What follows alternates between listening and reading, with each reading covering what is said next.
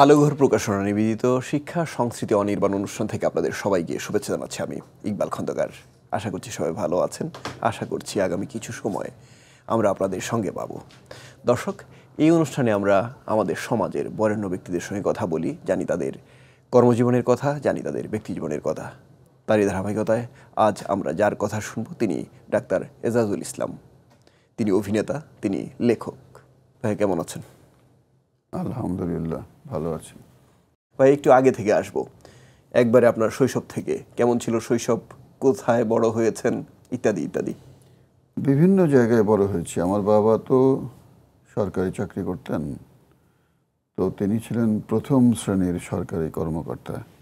তখন নিয়ম ছিল যারা প্রথম শ্রেণীর কর্মকর্তা তারা এক জায়গায় 3 বছরের বেশি থাকতে পারতেন না। ছোটবেলায় এটা মনে আছে আমার। তো স্বাভাবিকভাবেই আব্বা এক জায়গায় 3 বছরের বেশি থাকতেন না। তো আমার জন্ম যেরকম, আব্বা যখন ময়মনসিংহে ছিলেন তখন, তারপর ময়মনসিংহ থেকে কমলাপুর, সেখান থেকে কুষ্টিয়া, সেখান থেকে গাইবান্ধা, সেখান থেকে কুড়িগ্রাম, সেখান থেকে রংপুর, সেখান থেকে ভোলা, বিভিন্ন জায়গায় আব্বা ছিলেন।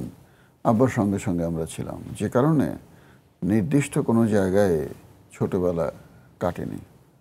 নির্দিষ্ট কোনো জায়গায় ছোটবেলা না কাটলেও নির্দিষ্ট কিছু জায়গায় আমরা আপনাকে পেয়েছি। এর মধ্যে যদি একটা নির্দিষ্ট জায়গার কথা বলি, সেটা হুমায়ুন আহমেদের নাটক, চলচ্চিত্র। সেখানে কিভাবে যুক্ত হলেন? যদিও এর মধ্যে আর একটু লম্বা সময় গেছে, পড়াশোনা, ছাত্রজীবন, এই সময়টা সম্পর্কে একটু জানবো যতটুকু বলা যায়। ছাত্র জীবনটা তো স্কুল ছিল কুড়িগ্রাম গভর্নমেন্ট হাই স্কুল, তারপরে ইন্টারমিডিয়েট পড়েছি রংপুর কারমাইকেল কলেজ, এখন বিশ্ববিদ্যালয়। MBBS করেছি রংপুর মেডিকেল কলেজ থেকে।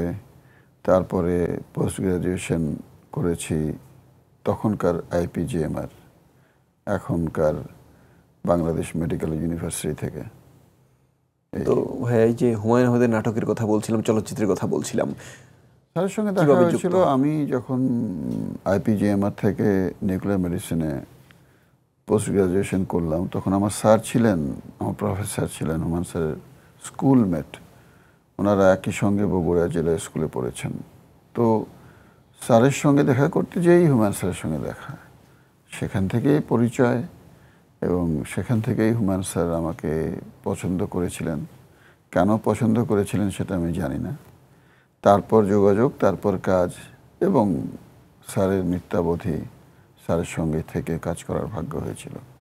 কিন্তু ভাইয়া, আপনি একজন ডাক্তার, যখন তার সঙ্গে পরিচয় তখন আপনি ডাক্তার হওয়ার পথে হয়তো না, তখন আমি ডাক্তার। আমি ডাক্তার, এবং তখন সরকারি চাকরিতে জয়েন করেছি BCS করবার পর। তখন আমি পোস্ট গ্রাজুয়েশন শেষ করলাম। সেই IPGMR-এর আমার যে প্রফেসর নিউক্লিয়ার মেডিসিনের, উনি ছিলেন হুমায়ুন স্যারের স্কুলমেট। তো তখন ওনার সঙ্গে দেখা হয়েছিল, এটা MBBS শেষ করবার পরে এবং DNM শেষ করবার পরে।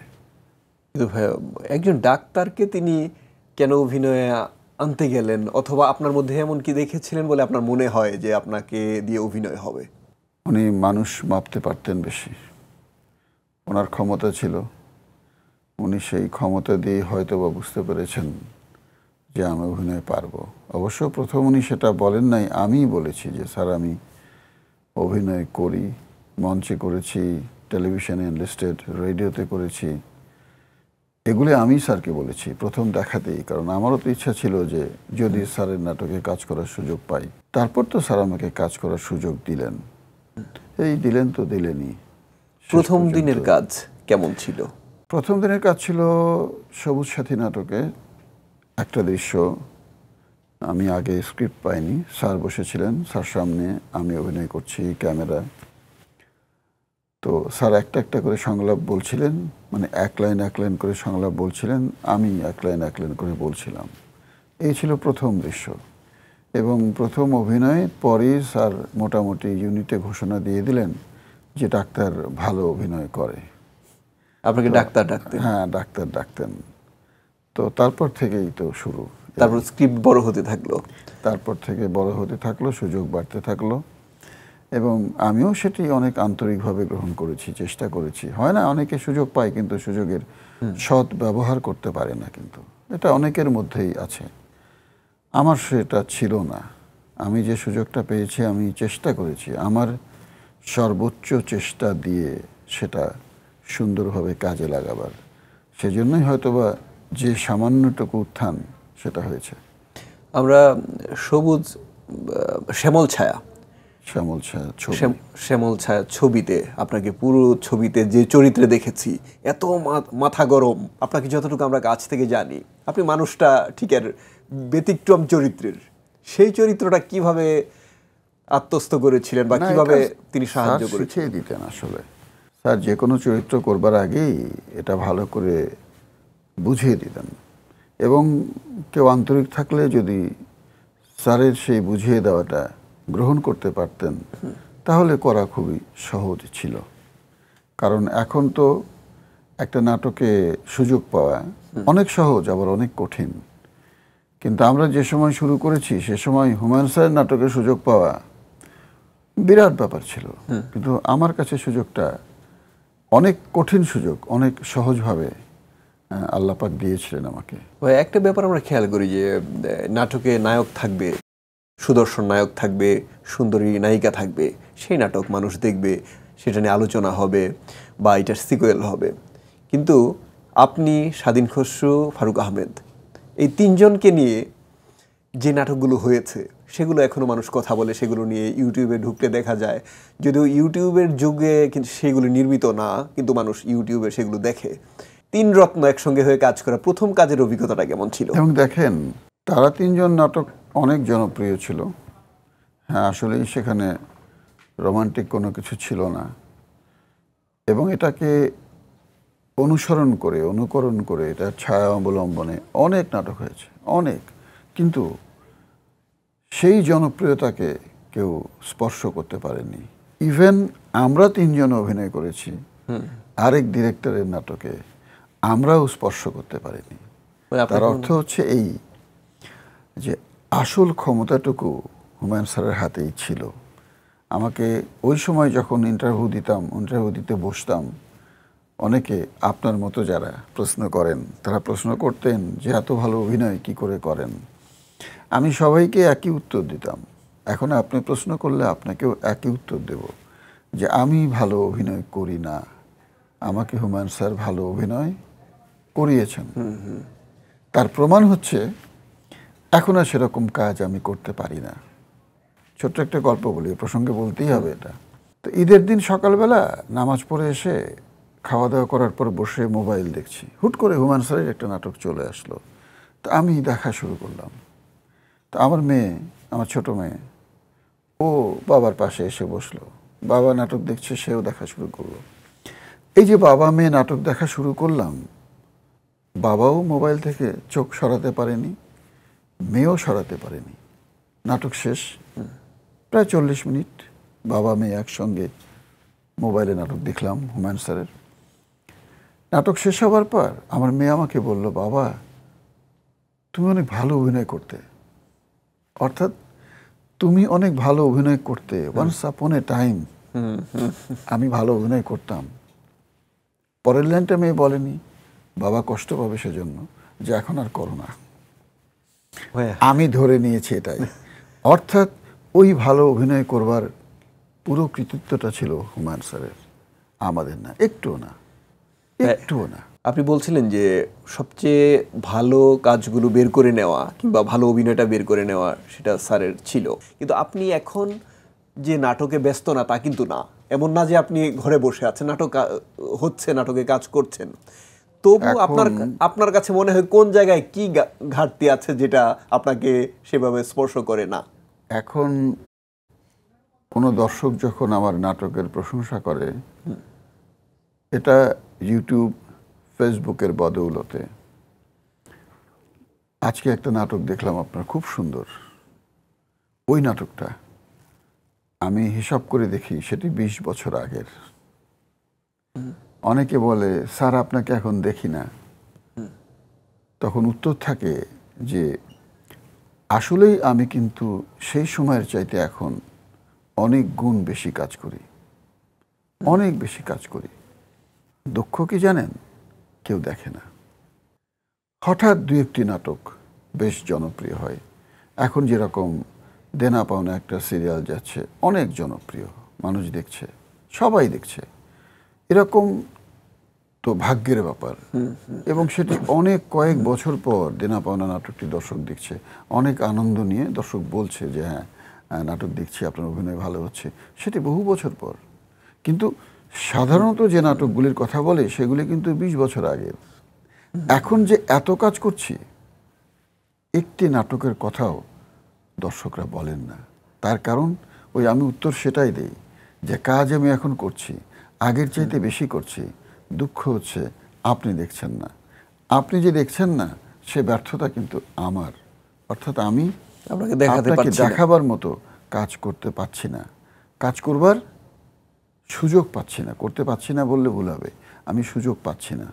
ভালো কাজের সুযোগ তো পেতে হয়, তাই না? 10টা কাজ করলাম, একটা কাজও ভালো না, তো তারপরে করতে হয়, কারণ ওই যে মানে অ্যাক্টিংটা তো নেশা। আপনি দেখবেন যে নেশা হয়ে গেলে তখন অ্যাক্টিং না করে ভালো লাগবে না, অ্যাক্টিং করতে হবে, ভালো না তারপরে করতে হবে। ঠিক আছে করি, দেখা যাক কি হয়। এই কিন্তু ভাইয়া আমরা কিন্তু আপনাকে চলচ্চিত্রে একেবারে হুমায়ুন আহমেদের যে চলচ্চিত্রে দেখেছি, কিন্তু এখন একেবারে মূল ধারার যে চলচ্চিত্রগুলো, বিশেষ করে রাজকুমারে দেখেছি, বিদেশের অংশটুকু পুরোটা আপনি মাতিয়ে রেখেছিলেন শাকিব খানের সঙ্গে। সেই কাজটার অভিজ্ঞতা কেমন ছিল? অপূর্ণতা ছিল যে ভালো না, রাজকুমার করে আমি অনেক তৃপ্তি পেয়েছি। আরও অনেক দৃশ্য ছিল, একটা অনেক বড় দৃশ্য ছিল, খুব সুন্দর, সেটি ডিউরেশনের জন্য ফেলে দিতে হয়েছে। এবং যিনি কাজ করেছিলেন হিমেল আশরাফ, উনি তো আমেরিকাতেই থাকতেন বেশি সময়, দেশে কম থাকতেন। তো আমার সম্বন্ধে ওনার ধারণা ঠিক ছিল, কিন্তু সিনেমা হলের ধারণাটা ছিল না। উনি তো আমাকে দেখতেন হুমায়ুন স্যারের নাটকে, হুমায়ুন স্যারের ছবিতে, সিনেমা হলে বসে আমাকে দেখেননি। তো ছবি রিলিজ পাবার পর উনি আমাকে SMS দিলেন যে এজাজ ভাই, আপনি যে এত জনপ্রিয়, দর্শক যে আপনাকে এত পছন্দ করে, এটা আমার জানা ছিল না। অর্থাৎ যখন সিনেমা হলে বসে উনি রাজকুমার দেখেছেন, তখন উনি আমার অভিনয়ে দর্শকদের প্রতিক্রিয়া, দর্শকদের গ্রহণযোগ্যতা দেখে উনি মুগ্ধ হয়েছেন যে কিরে, উনি তো সিনেমা হলে অনেক অনেক পছন্দনীয় একজন শিল্পী, কিন্তু দেখেছেন তো মোবাইলে কিংবা টেলিভিশনে। তো এবং হিমেল আশরাফ আমার চরিত্রটি নিয়ে ভেবেছেন, যেভাবে উপস্থাপন করতে চেয়েছিলেন সেভাবে করেছেন। সিনেমায় হয় কি, পুরো স্ক্রিপ্ট থাকে না, তো গল্প বলা হলো, পরে দেখা গেল যে অ্যাক্টিং করার পরে সেরকম না, এরকম কিন্তু হয়, যেহেতু ফুল স্ক্রিপ্ট আমরা পাই না। কিন্তু হিমেল আশরাফের কাজ করে আমার অতৃপ্তি আসেনি, আমি তৃপ্ত রাজকুমার করে। এবং তখন ভালো লাগে যে একটা যখন সিনেমা হলে যায়, একজন যখন ফোন করে বললেন যে আপনার জায়গায় হল ফাটছে। হল ফাটছে মানে যে তালিতে হল ফাটছে, আবার এটাও বলে যে আপনি ফাটায় দিছেন, এটাও বলে আপনার জায়গায় হল ফাটছে, সেইভাবে বলছে। আরে ভাই, আপনার জায়গায় তো হল ফাটছে। আগে ফাটছে মানে বুঝলাম না, তালিতে হল ফাটছে। তো এগুলি ভালো লাগে। না, আমি খুব কাছ থেকে দেখেছি সেই প্রতিক্রিয়া হলে বসে। আমার একবার মনে হয়নি যে আপনি নাটকের মানুষ, চলচ্চিত্রের মানুষই, অর্থাৎ দর্শকের খুব কাছের মানুষ, চেনা মানুষ, আপনাকে নিয়মিত তারা দেখে, সেটাই মনে হয়েছে। ভাইয়া, কিন্তু আপনার নামের শুরুটা কিন্তু ডাক্তার দিয়ে হয়, তো ডাক্তার দিয়ে যেহেতু হয়, তার মানে খুব কাছ থেকে আপনি মানুষের মনটা বোঝেন, এমনকি তাদের শরীরটাও বুঝতে হয়, যেহেতু তাদের ডাক্তার একজন শরীরের চিকিৎসাই করে। একজন ভক্ত যখন রোগী হয়ে আপনার কাছে আসে, মানে তারা কি প্রতিক্রিয়া দেখায় এটা কিন্তু আমরা জানি না, আপনি জানেন, একটু দুই একটা অভিজ্ঞতার কথা শুনবো। না, চেম্বারে নাটক কিংবা ছবির দর্শকের প্রতিক্রিয়া দেখাবার সুযোগ আমি দেই না। আজকে চেম্বার থেকে আসলাম, আজকেও একজন পেশেন্টকে দেখবার পরে সে যখন তাকে দেখা শেষ, তার ওষুধ লেখা শেষ, তারপর সে আমার অভিনয় নিয়ে একটু কথা বলবার সুযোগ নিতে চাচ্ছিল, তখন তাকে আমি বলেছি যে এটা কিন্তু অভিনয় নিয়ে কথা বলবার জায়গা নয়, এটা অসুখ নিয়ে কথা বলবার জায়গা, অভিনয় নিয়ে কোনো কথা বলবেন না।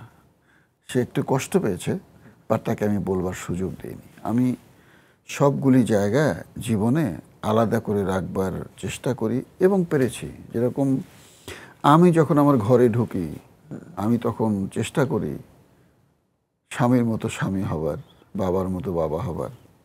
আমি যখন চেম্বারে ঢুকি, তখন আমার মাথায় থাকে আমি ডাক্তার, আমি অভিনেতা না। ডাক্তারের দায়িত্বটুকু যথাযথভাবে পালন করবার চেষ্টা করি, সেখানে মাথায় অভিনয়টা রাখি না। আবার যখন অভিনয় করি তখন মাথায় আনি যে আমি অভিনয় করছি। এই সেক্টরগুলিকে আমার মনে হয় সবারই আলাদা করা উচিত। একসঙ্গে মিশে গেলে তখন প্রত্যেকটি জায়গায় ক্ষতিগ্রস্ত হয়। হ্যাঁ, বলছিলাম আরেকটা সত্তার কথা, আপনার লেখক সত্তা। তবে সেই বিষয়ে কথা বলার আগে একটা বিষয় আপনাকে জানাতে চাই। আমাদের যারা পৃষ্ঠপোষক আলোঘর প্রকাশনা, তারা স্কুলে স্কুলে বইমেলা করেন। অর্থাৎ এই সময়টা যখন মানুষ বই পড়েন না, তখন তারা স্কুলে স্কুলে বইমেলা করছে দেশের প্রত্যন্ত অঞ্চলে। আপনি বিষয়টাকে কিভাবে দেখেন? এটা তো অনেক আনন্দের বিষয়, অনেক। আমি এর মধ্যে একটা স্কুলের প্রোগ্রামে গিয়েছিলাম, জাপান ইন্টারন্যাশনাল স্কুল। তো ওনাদের লাইব্রেরি দেখলাম, খুব ভালো লেগেছে। হুমায়ুন স্যারের একটা স্কুল আছে, স্যার নিজে বানিয়েছেন, শহীদ স্মৃতি বিদ্যাপীঠ, ময়মনসিংহের কুতুবপুরে। সেখানকার লাইব্রেরি আপনি দেখলে আপনার মন ভরে যাবে। তো প্রতিটি স্কুলে এরকম লাইব্রেরি দরকার। এবং ওনাদের যে উদ্যোগটা আলোঘর প্রকাশনীর, আমি এটার তো শুধু প্রশংসা করলে ভুল হবে, অতি প্রশংসা করা উচিত। কারণ বাচ্চাদেরকেই তো বই পড়াটা শেখাতে হবে, ভালো বই পড়া শেখাতে হবে। এই চর্চাগুলি নেই জন্যই তো আমি মনে করি ছেলেমেয়েরা উচ্ছন্নে যায়। এবার যদি আপনার লেখক সত্তাটা নিয়ে কথা বলি, বইমেলায় আপনাকে পাই লেখক হিসেবে, তখন এই যে আপনি বললেন প্রত্যেকটা সত্তাকে আপনি আলাদা রাখেন, আমরা আলাদাই দেখি আপনাকে, একেবারে লেখক হিসেবে দেখি প্রতিদিন বিকেলে। সেটাও হুমায়ুন স্যারের জন্যই। ভাবলাম যে স্যারের তো অনেক ঘটনা আমি জানি, যেটা অনেকেই জানেন না। সাধারণ মানুষ কি জানেন? স্যারের লেখা সম্পর্কে জানেন, স্যারের নাটক সম্পর্কে জানেন, স্যারের ছবি সম্পর্কে জানেন, কিন্তু মানুষ হুমায়ুন স্যার কেমন ছিলেন, এই মানুষটির দৈনন্দিন জীবন কেমন ছিল, এটি কিন্তু জানেন না, অনেকেই জানেন না। এটি জানান দেওয়ার জন্যই আমার লেখা। আসলে লেখার উদ্দেশ্যও ছিল হুমায়ুন স্যারকে মানুষের কাছে আরও বেশি পরিচিত করা, তার ব্যক্তি জীবন নিয়ে, মানুষ হুমায়ুনকে নিয়ে। এবং আমার খুব ভালো লেগেছে, যেরকম প্রথম যখন বইটা লিখলাম, তো প্রথম আমার যার সঙ্গে পরিচয় ছিল সময় প্রকাশনীর, ওনার কাছে গেলাম। আমার মনে হলো যে আমার লেখা বই, প্রথম বই, উনি কি প্রকাশ করবেন? উনি কি বিরক্ত হবেন? কারণ হুমায়ুন স্যারের লেখা আবার পড়েছি, স্যারের জীবনের শুরুর দিকে, লেখা শুরুর দিকে তারকেও অনেক বিড়ম্বনার মধ্যে যেতে হয়েছে, অনেক বিব্রত হতে হয়েছে স্যার যখন প্রথম লেখা শুরু করেন। তো যাওয়ার পরে উনি খুব সুন্দরভাবে আমার বইটা গ্রহণ করেছেন। এবং আরও ভালো লেগেছে যখন বইমেলায় আমি ঘন্টার পর ঘন্টা দাঁড়িয়ে থেকে অটোগ্রাফ দিচ্ছিলাম এবং মানুষ ঘন্টার পর ঘন্টা দাঁড়িয়ে থেকে আমার বই নিচ্ছিল, তখন এই আনন্দটা ছিল একদম অন্যরকম। এখানেও আমি বলি যে স্যারকে নিয়ে আমার লেখা 3টি বই অনেক ভালো বিক্রি হয়েছে, সে কৃতিত্বটাও কিন্তু আমার না, সেটাও কিন্তু হুমায়ুন স্যারের কৃতিত্ব। কিন্তু এখানে কারণ একটু কথা 3টি বই হুমায়ুন স্যারকে নিয়ে লেখা। প্রথম বই আমার হুমায়ুন স্যার, দ্বিতীয় বই হুমায়ুন স্যারের চোখের জল, তৃতীয় বই হুমায়ুন স্যারের শুটিং ও আমি। এখানেও কিন্তু এই যে পাঠক বই কিনলো, সেখানেও কিন্তু হুমায়ুন স্যারের কৃতিত্ব, কারণ বইগুলি তো হুমায়ুন স্যারকে নিয়ে লেখা। সুতরাং পাঠকরা আগ্রহ প্রকাশ করেছেন যে ও হুমায়ুন স্যারকে নিয়ে লিখেছেন, দেখি তো কীরকম ছিল স্যারের চলাফেরা, কীরকম ছিল স্যারের জীবন, এগুলি জানবার জন্যই কিন্তু পাঠকরা বই কিনেছেন। বইটি আমার লেখা, স্মৃতিগ্রন্থটি আমার লেখা, এটি কিন্তু বিষয় ছিল না। অনেকে বলতে পারেন যে আপনার লেখা বিক্রি হয়েছে, নো, আমি বলবো যে আমি হুমায়ুন স্যারকে বিক্রি করেছি। না, সেটা ঠিক আছে, কিন্তু হুমায়ুন স্যারকে নিয়ে সবাই বললে পাঠক বিশ্বাস করবে না। আপনার কথা বিশ্বাস করবে এই জন্য কারণ আপনি তার খুব কাছের মানুষ ছিলেন, আপনি খুব কাছে থেকে দেখেছেন। তবে আপনি আরেকটু বলছিলেন এই অনুষ্ঠানে আসার আগে ক্যামেরার পেছনে যে আপনি আপনার মতো অর্থাৎ মৌলিক লেখায় হাত দিয়েছেন, সেই লেখাটা সম্পর্কে একটু জানতে চাই। এবার যে বইটা নিয়ে আসবো এটার নাম ঠিক করেছি প্রেম সমগ্র। আচ্ছা, প্রেম সমগ্র অর্থাৎ বিভিন্ন প্রেমের গল্প। প্রেমের গল্প তো নানা রকম, তাই না? আমরা প্রেম বলতে যেটা বুঝি একটি ছেলের সঙ্গে একটি মেয়ের প্রেম। প্রথমে কিন্তু আপনি এটা বুঝবেন, কিন্তু প্রেমটি যে এর বাইরেও এর অনেক ব্যাপ্তি নিয়ে থাকে, আমি বইটা সেটা নিয়ে লেখা শুরু করেছি। আশা করি এবারের বইমেলায় চলে আসবে এবং তখন দেখা যাবে আমি আসলে লেখক কিনা। আপনার পরিকল্পনার মোটামুটি কিছুটা আমরা জেনে ফেলেছি যে বইমেলায় যাবেন বা লেখালেখিতে সময় দিবেন। একটা প্রশ্ন দিয়ে শেষ করতে চাই, এমন কোনো রোগী আছেন কিনা বা আপনার কাছে আসেন কিনা যিনি আপনাকে কখনোই টেলিভিশনে দেখেননি, একেবারে ডাক্তার হিসেবে এসেছেন আপনাকে দেখাতে, এরকম হয়? হ্যাঁ, এরকম অনেকেই আছেন যে কখনোই টেলিভিশন দেখেননি, আছেন এরকম। বললাম না, আমি তো গাজীপুরে থাকি। ভাওয়াল রাজাকে দেখেছেন, 105 বছর বয়স, আমার রোগী, এবং উনি আমাকে তুমি করে বলেন, ডাক্তার শোনো, এটা করো, এটা করো, কি ওষুধ দিছো তুমি, কাজ হইতেছে না তো, আর বেটা, এইভাবে কথা বলেন। আমার ভালো লাগে। তখন আমি 5 মিনিট সময় নিয়ে বলি, একটু ভাওয়াল রাজার গল্প বলেন তো, আপনি কি দেখেছেন, আশু ডাক্তার কেমন ছিল, কিভাবে কি হয়েছে, সব বলতেন এবং আমি ভালো লাগতো আমার। তো এগুলি ভালো লাগে। ওই যে বললাম না যে মানে আপনি যখন আন্তরিকভাবে কোনো জায়গায় কাজ করবেন, মানুষ আন্তরিকতার বদলা দেয়, অবশ্যই ফেরত দেয়। তো এরকম অনেক ভালোবাসার ফেরত আমি পেয়েছি। এই ভালোবাসার কথা শুনতে শুনতেই বিদায় নিই আমরা। আপনার জন্য অনেক অনেক শুভকামনা, ভালোবাসা, ভালো থাকবেন আপনি। ধন্যবাদ। দর্শক, এতক্ষণ আমরা ডাক্তার এজাজুল ইসলামের কথা শুনছিলাম। তিনি তার ব্যক্তি জীবনের কথা বলছিলেন, অভিজ্ঞতা জানাচ্ছিলেন, বলছিলেন কর্মজীবনের কথা। আমরা অনুষ্ঠানের শেষ পর্যায়ে চলে এসেছি। এই অনুষ্ঠান অর্থাৎ আলোকের প্রকাশনা নিবেদিত শিক্ষা সংস্কৃতি অনির্বাণ প্রচারিত হয় প্রতি রবিবার রাত 8:30টায়, আর প্রচারিত পর্বগুলো দেখা যায় জিটিভির ইউটিউব চ্যানেলে। সবার জন্য শুভকামনা। আর বিদায় নেওয়ার আগে আমরা অতিথিকে বই উপহার দেই আলোকের প্রকাশনার সৌজন্যে, আজই দেব। আর সবাইকে আরও একবার শুভেচ্ছা জানিয়ে বিদায় নিচ্ছি আমি ইকবাল খন্দকার। আল্লাহ হাফেজ।